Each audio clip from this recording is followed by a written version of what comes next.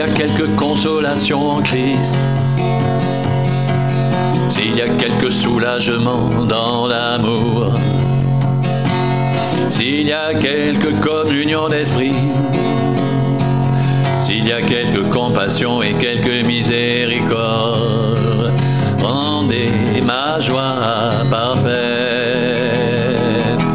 Ayant un même sentiment, un même amour, une même âme, une même pensée, ne faites rien par esprit de parti ou par vaine gloire, mais que l'humilité vous fasse regarder les autres comme étant au-dessus de vous-même. Que chacun de vous, au lieu de considérer ses propres intérêts,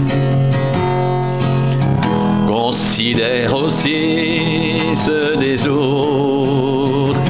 Ayez en vous les sentiments qui étaient en Jésus-Christ.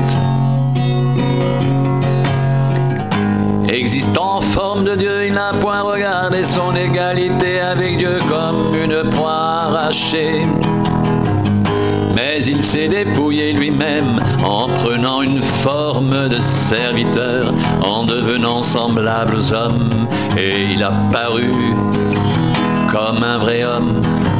Il s'est humilié lui-même, se rendant obéissant jusqu'à la mort même, jusqu'à la mort de la croix.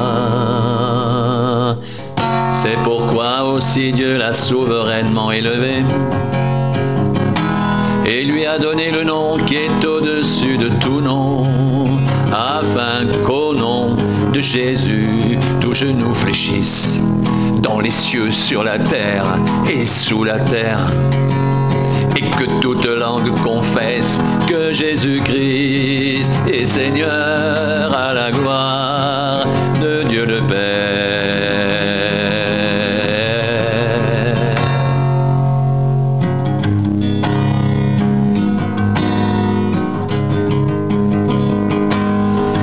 Si donc il y a quelque consolation en Christ, s'il y a quelque soulagement dans l'amour, s'il y a quelque communion d'esprit, s'il y a quelque compassion et quelque miséricorde, rendez ma joie parfaite, ayant un même sentiment, un même amour, une même pensée, une même âme.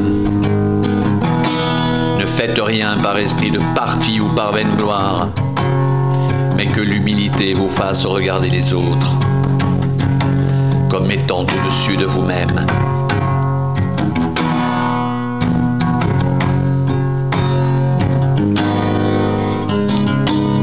Que chacun de vous, au lieu de considérer ses propres intérêts, considère aussi ceux des autres.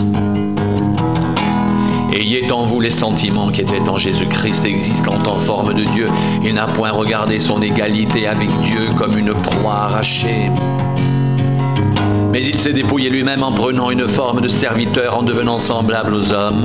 Et il a paru comme un vrai homme, il s'est humilié lui-même, se rendant obéissant jusqu'à la mort, même jusqu'à la mort de la croix. C'est pourquoi aussi Dieu l'a souverainement élevé et lui a donné le nom qui est au-dessus de tout nom, afin qu'au nom de Jésus, tout genou fléchisse dans les cieux, sur la terre et sous la terre, et que toute langue confesse que Jésus-Christ est Seigneur, à la gloire de Dieu le Père.